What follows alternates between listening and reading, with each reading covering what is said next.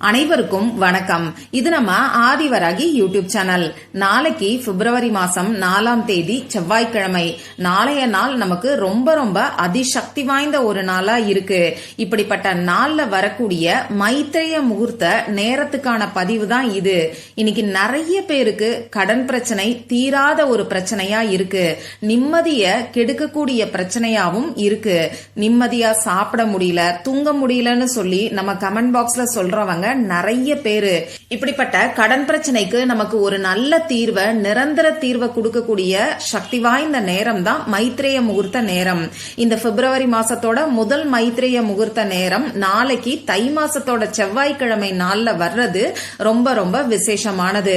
இப்படிப்பட்ட அற்புதமான நாள்ல இப்ப நான் சொல்ல போற பேப்பரை மட்டும் உங்க பர்ஸ்ல நீங்க வச்சாலே போதும். ₹1 கடன் கூட உங்களுக்கு மிச்சம் இருக்காது. அந்த அளவுக்கு உங்களுக்கு இருக்கக்கூடிய கடன் பிரச்சனை முழுமையா அடையும். வாங்க, இந்த மைத்ரேய முகூர்த்த நேரம் நாளைக்கு எப்ப வருதுங்கறத பத்தியும், இந்த நேரத்துல கடன் தீர்றதுக்கு நாம செய்ய வேண்டிய சக்தி வாய்ந்த பரிகாரம் என்னங்கறத பத்தியும் இப்ப நான் உங்களுக்கு சொல்றேன். இதுவரைக்கும் நம்ம சேனலை சப்ஸ்கிரைப் பண்ணாம இருக்கீங்கன்னா மறக்காம நம்ம சேனலை சப்ஸ்கிரைப் பண்ணிக்கோங்க. பக்கத்துல இருக்கக்கூடிய பெல் ஐகானையும் பிரஸ் பண்ணிக்கிட்டீங்கன்னா அடுத்தடுத்து நான் போடக்கூடிய சிறப்பான பதிவுகளை உங்களால மிஸ் பண்ணாம தெரிஞ்சுக்க முடியும். இந்த கடன் பிரச்சனை இன்னைக்கு எல்லாருக்குமே இருக்கதான் செய்யுது. ஒரு சிலருக்கு வட்டி கட்டியே காலம் போகும். இன்னும் ஒரு சிலருக்கு பாத்தீங்கன்னா ஒரு கடனை அடைக்கிறதுக்கு இன்னொரு கடன் வாங்க வேண்டிய சூழ்நிலையும் ஏற்படும். இன்னும் ஒரு சிலருக்கு வீடு கட்டுறதுக்காக நான் தெரியாம கடனை வாங்கிட்டேன், இதுக்கெல்லாம் நான் வாடகை வீட்டுல இருந்தே என்னோட வாழ்நாள ஓட்டி இருப்பேன்னு நினைக்கக்கூடிய அளவுக்கு கழுத்தை நெரிக்கக்கூடிய வகையில அந்த இஎம்ஐ இருக்கும். இதற்கெல்லாம் விடிவு காலம் இல்லையான்னு சொல்லி கேக்குறவங்க இன்னைக்கு நிறைய பேரு. இப்படிப்பட்ட கடன் பிரச்சனைக்கான விடிவு காலத்தை கொடுக்கக்கூடிய நேரம் தான் மைத்ரேய முகூர்த்த நேரம். அது மட்டும் இல்லாம கடன் பிரச்சனை தீர்றதுக்கு நம்ம சேனல்ல ரெய்கி எனர்ஜைஸ் பண்ண மொபைல் வால்பேப்பர் ஒரு மாசத்துக்கு 2 முறை நான் உங்களுக்கு கொடுத்துக்கிட்டு இருக்கேன். உங்க நிம்மதியை கெடுக்கக்கூடிய கடன் பிரச்சனை தீர்றதுக்கும் பண கஷ்டம் குறையறதுக்கும் அந்த வால்பேப்பரை டெய்லி காலையில எந்திரிச்ச உடனே நைட்டு தூங்க போறதுக்கு முன்னாடி 5 நிமிஷம் மட்டும் நீங்க பார்த்தாலே போதுமானது. உங்க முயற்சியோட சேர்ந்து நீங்க செய்யக்கூடிய இந்த ரெய்கி எனர்ஜைஸ்டு வால்பேப்பர் பரிகாரம் நிச்சயமா உங்க வாழ்க்கையில இருக்கக்கூடிய எவ்வளவு பெரிய கடனையும் தீர்த்து வைக்கும். இந்த மொபைல் வால்பேப்பர் நம்ம சேனல்ல மெம்பர்ஷிப்ல கோல்டு லெவல்ல ஜாயின் பண்றவங்களுக்கு மட்டும்தான் நான் கொடுத்துக்கிட்டு இருக்கேன். இந்த வால்பேப்பர் உங்களுக்கும் வேணும்னா கோல்டு லெவல்ல மெம்பரா ஜாயின் பண்றதுக்கு என்ன டீடைல்ஸ்ங்கறத செக் பண்ணி பார்த்துட்டு மறக்காம ஜாயின் பண்ணிக்கோங்க. சரி, இப்போ இந்த மைத்ரேய முகூர்த்த நேரம் நாளைக்கு எப்ப வருதுன்னு இப்ப நாம தெரிஞ்சுக்கலாம். நாளைக்கு காலையில 10:32 இந்த மைத்ரேய முகூர்த்த நேரம் ஆரம்பமாகுது. நாளைக்கு மத்தியானம் 12:19 வரைக்கும் நமக்கு இந்த மைத்ரேய முகூர்த்த நேரம் இருக்கு. செவ்வாய்க்கிழமையோட சேர்ந்து வரக்கூடிய மைத்ரேய முகூர்த்தம் ரொம்ப ரொம்ப விசேஷமானது. பொதுவா ஒரு மாசத்துக்கு 2 அப்படி இல்லைன்னா 3 மைத்ரேய முகூர்த்த நேரங்கள் வரும். மற்ற நாட்கள்ல வரக்கூடிய மைத்ரேய முகூர்த்த நேரங்கள் நமக்கு 70% பலன்களை தான் கொடுக்கும். ஆனா செவ்வாய்க்கிழமையோட சேர்ந்து வரக்கூடிய மைத்ரேய முகூர்த்தம் நமக்கு 100% பலன்களை கொடுக்கும். ஒவ்வொரு மாசமும் இந்த மாதிரி செவ்வாய்க்கிழமையோட நமக்கு மைத்ரேய முகூர்த்த நேரம் வராது. அதனால நாளைய நாள தவற விடாம இப்ப நான் சொல்ல போற எளிமையான பரிகாரத்தை நீங்க செஞ்சு பாருங்க. நாளைய நாள்ல நமக்கு சூரிய ஜெயந்தி, அதாவது ரத சப்தமி இருக்கு. இந்த ரத சப்தமி நாள்ல நமக்கு இருக்கக்கூடிய 7 ஜென்ம பாவங்கள் நீங்கிறதுக்கும், கடன் பிரச்சனை நோய்கள் விலகிறதுக்கும், கஷ்டங்கள் குறையறதுக்கும் எருக்க இலைய வச்சு குளியல் பரிகாரம் நாம செய்வோம். அந்த எருக்கன் இலை குளியல் பரிகாரத்தை பத்தி ஒரு வீடியோல நான் உங்களுக்கு கொடுத்திருக்கேன். அடுத்ததா பாத்தீங்கன்னா அதே வீடியோல எருக்கன் இலை கிடைக்காதவங்க பாவம் தீர்றதுக்கும் கஷ்டம் குறையறதுக்கும் நாளைய நாள்ல குளிக்கக்கூடிய தண்ணீர்ல செய்ய வேண்டிய இன்னொரு சக்தி வாய்ந்த பரிகாரத்தை பத்தியும் நான் உங்களுக்கு சொல்லியிருக்கேன்.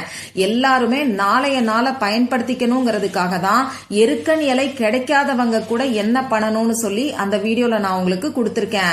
அந்த வீடியோவோட லிங்கை இந்த வீடியோவோட எண்ட் ஸ்கிரீன்லயும் மேல ஐகார்ட்லயும் நான் உங்களுக்காக கொடுக்கறேன். விருப்பம் இருக்கிறவங்க செக் பண்ணி பாருங்க. இப்போ மைத்ரேய முகூர்த்த நேரம் எப்ப வருதுன்னு நான் உங்களுக்கு சொல்லிட்டேன்.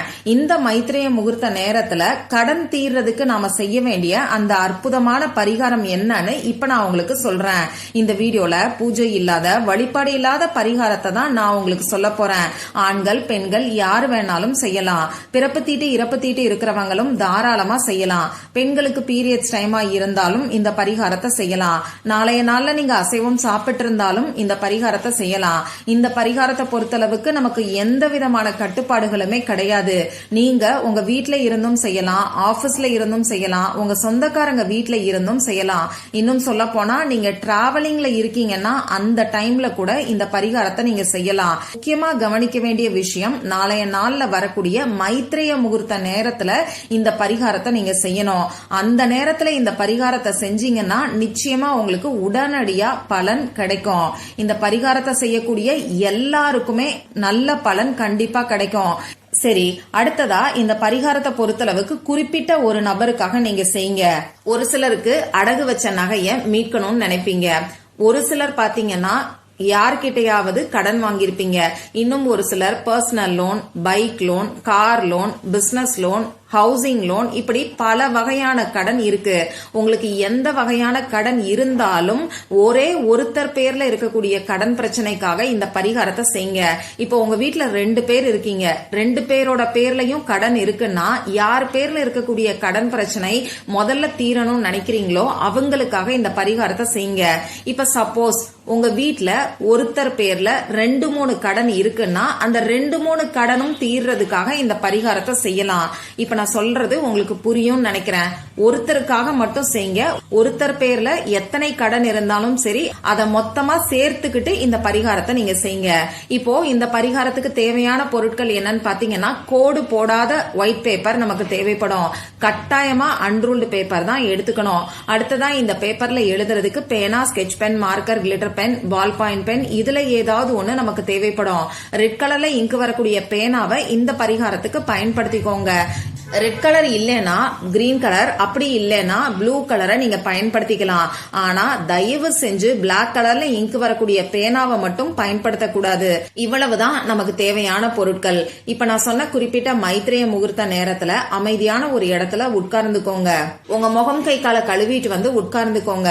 ஆபீஸ்ல இருந்து இந்த பரிகாரத்தை செய்யறீங்கன்னா முடிஞ்ச அளவுக்கு உங்க கைகளை மட்டுமாவது வாஷ் பண்ணிக்கிட்டு வந்து அதுக்கப்புறமா இந்த பரிகாரத்தை செய்யுங்க. உங்க குலதெய்வத்துக்கிட்டையும் முருகப்பெருமான் கிட்டையும் உங்களுக்கு இருக்கக்கூடிய கடன் பிரச்சனை முழுமையா அடையணும்னு சொல்லி மனசு உருகி பிரார்த்தனை செஞ்சுக்கோங்க. இப்படி பிரார்த்தனை செஞ்சதுக்கு அப்புறமா இப்ப நான் ஸ்கிரீன்ல கொடுத்திருக்கக்கூடிய எனர்ஜி சர்க்கிளை வரைஞ்சுக்கோங்க. முதல்ல ஒரு சர்க்கிள், அதாவது வட்டம் வரையணும். இந்த வட்டம் வரையும் போது ஆரம்பிச்ச இடத்துல கரெக்டா கொண்டு வந்து முடிக்கணும். நடுவுல எந்த ஒரு கேப்புமே இருக்கக்கூடாது. இப்படி வட்டம் வரைஞ்சதுக்கு அப்புறமா இப்ப நான் ஸ்கிரீன்ல கொடுத்திருக்கிற மாதிரி ஹீலிங் கோடையும் ஸ்விட்ச் வேர்டையும் எழுதிக்கோங்க. முதல்ல அந்த ஹீலிங் கோடு என்னன்னு நான் உங்களுக்கு சொல்லி காமிக்கிறேன். 574, ஒரு கேப் விட்டு 781, 981, இன்னொரு கேப் விட்டு 48. இத நீங்க எழுதிக்கோங்க. அடுத்த லைன்ல இப்ப நான் சொல்ல போற ஸ்விட்ச் வேர்டை கேபிட்டல் லெட்டர்ல எழுதிக்கோங்க. Crystal, light, paradise, elate, count, peer, void, cancel. இப்ப இந்த ஸ்விட்ச் வேர்டை எழுதும் போது முன்னாடி நான் சொன்ன மாதிரி கேபிட்டல் லெட்டர்ல மட்டும்தான் எழுதணும். அதே சமயம் 2 வார்த்தைக்கு நடுவுல ஒரு சின்ன கோடு ஹைஃபன் நான் கொடுத்திருக்கேன். அந்த ஹைஃபனோட சேர்த்து தான் நீங்க எழுதணும். அடுத்ததா இந்த ஸ்விட்ச் வேர்ட்ல பாத்தீங்கன்னா பியர்ங்கிற வார்த்தை மட்டும் ஸ்மால் லெட்டர்ல இருக்கும்.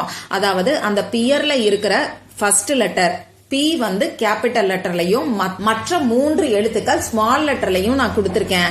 அதே மாதிரி எழுதிக்கோங்க.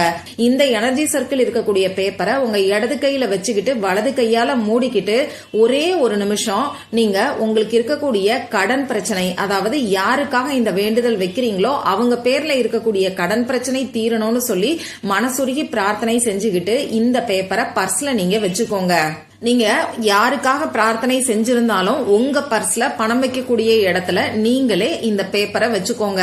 இது அப்படியே இருக்கட்டும். கடன் பிரச்சனை முழுமையா அடைஞ்சதுக்கு அப்புறமா இந்த பேப்பரை எடுத்து எரிச்சிருங்க. அப்படி இல்லைன்னா ஓடுகின்ற நீர்நிலைகள்ல நீங்க தூக்கி போட்டுருங்க. இவ்வளவுதான் இந்த பரிகாரம். மற்றும் ஒரு பயனுள்ள பதிவுல நாம சந்திக்கலாம். நன்றி.